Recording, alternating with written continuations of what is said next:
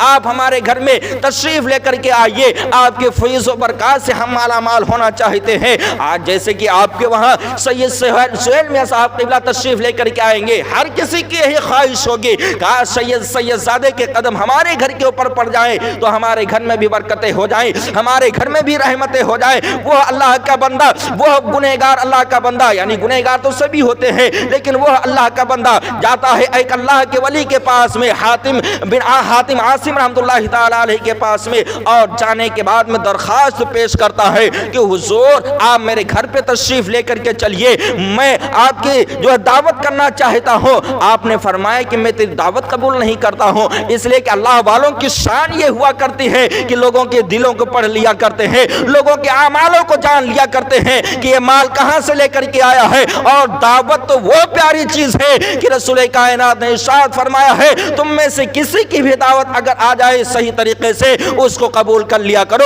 دعوت قبول کرنا یہ پیارے مصطفیٰ جان رحمت کی پیاری پیاری سنت ہے، رسول کائنات صلی اللہ علیہ وسلم کی سنت ہے، لیکن اس اللہ کے ولی نے دعوت کا انکار کر دیا کہ میں تیرے وہاں دعوت پہ نہیں آ سکتا ہوں۔ وہ بار بار اصرار کرتا رہا کہ حضور آپ میرے وہاں تشریف لے کر کے آئیے، حضور آپ کی دعوت آپ میرے وہاں تشریف لے کر کے آئیے۔ جب بہت کوشش کرتا ہے اس کی آنکھوں میں رونا آ جاتا ہے تو آپ کو اس کے اوپر پیار آ جاتا ہے۔ اسی لیے بزرگان دین اعلان فرماتے ہیں کہ جب بھی کسی کے مزار کے اوپر جایا کرو تو وہاں کے اوپر ہنسا مت کرو، بلکہ ان کے دربار میں ان کی بارگاہ میں جا کر کے رویا کرو۔ رونا نہ آئے تو رونے کی جیسی شکل بنا کر کے دعائیں مانگا کرو، اس لیے کہ جو رویا کرتا ہے ان کے اوپر اللہ والوں کو اللہ کو پیار زیادہ آیا کرتا ہے، ان کو محبت زیادہ ہو جایا کرتی ہے۔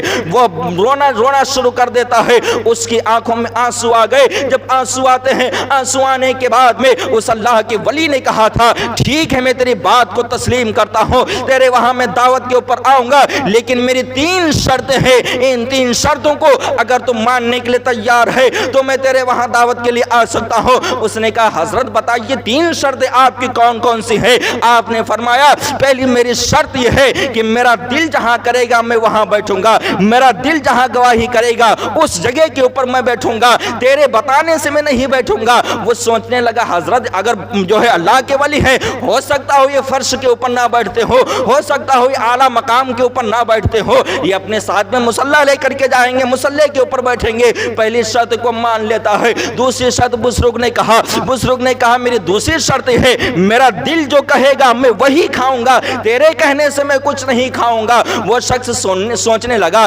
اللہ کے ولی ہے، ہو سکتا ہو میٹھے سے پرہیز کرتے ہو سکتا ہو سالن سے پرہیز کرتے ہو سکتا ہو کسی چیز سے پرہیز کرتے ہو۔ ارے سالن کی بات اگر ہے تو میں میوے لا کر کے رکھ دوں گا، پھل فروٹ لا کر کے رکھ دوں گا، کاجو بادام وغیرہ لا کر کے میں رکھ دوں گا۔ دوسری شرط فوراً مان لیا کرتا ہے۔ جب تیسری شرط آپ نے بیان فرمائی، تیسری شرط میری یہ ہوگی کہ میں جو کہوں گا وہ تجھے کرنا ہوگا اور جتنے ہوں گے سب کو وہی کرنا ہوگا۔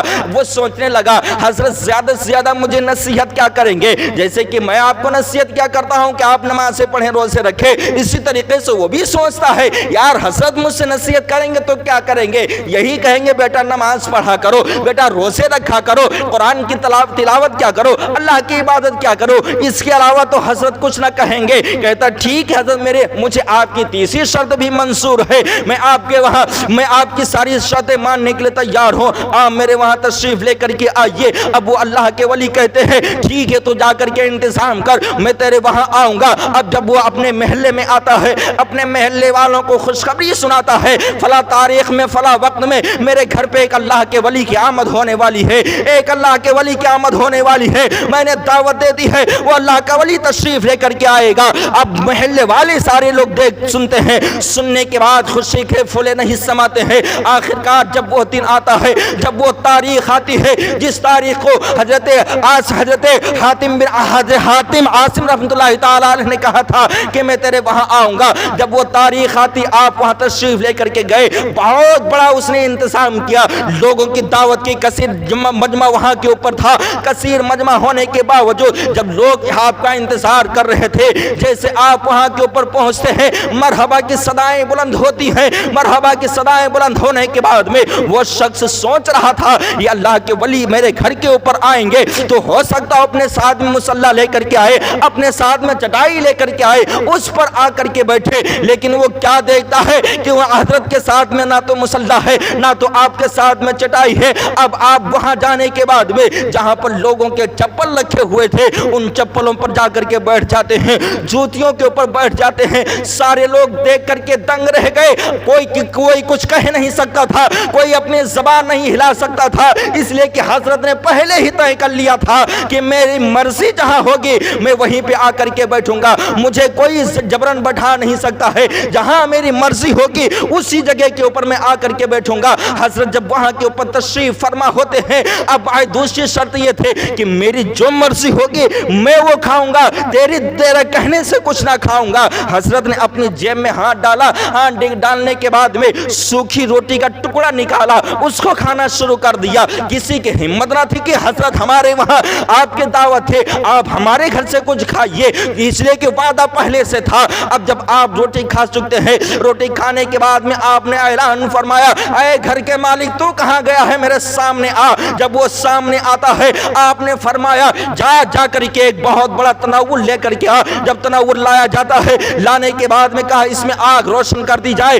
جب آگ روشن کر دی جاتی ہے، آگ کے شعلے بھڑکنے لگتے ہیں، آگ بلند ہو جاتی ہے۔ اب اللہ کے ولی نے کہا اس کے اوپر توا رکھ دیا جائے۔ اس کے اوپر جب توا رکھا جاتا ہے، توا بھی جب لال ہو جاتا ہے، وہ اللہ کے ولی، اللہ اکبر، یہ اللہ کے ولیوں کی طاقت ہوا کرتی ہے، اس توے کے اوپر وہ اللہ کے ولی کھڑے ہو جاتے ہیں۔ وہ آگ ان کے اوپر اثر نہیں کر رہی تھی، ان کے اوپر اثر نہیں کر رہی تھی، اس توے کے اوپر کھڑے ہو کر کے اعلان فرماتے ہیں، اے لوگوں سنو سنو، اچھے اچھے میوے کھانے والوں، اچھے اچھے محلوں میں رہنے والوں سنو سنو، اچھے اچھے کھانے والوں سنو، غور سے سنو، آج میں نے سوکھی روٹی کھائی ہے اور میں اس توے کے اوپر کھڑا ہو کر کے اس بات کا اقرار کر رہا ہوں اور اس کا ثبوت بھی میں تمہیں دے رہا ہوں۔ اب تم بتاؤ تم نے جو کھایا ہے، آؤ اس توے کے اوپر آ کر کے کھڑے ہو کر کے اپنی اپنی خوراکوں کے بارے میں بتاؤ، جو بھی تم نے کھایا ہے وہ سب کو بتاؤ آ کر کے۔ کسی کے ہمت نہ تھی کوئی جا کر کے اس توے کے اوپر کھڑا ہو سکے،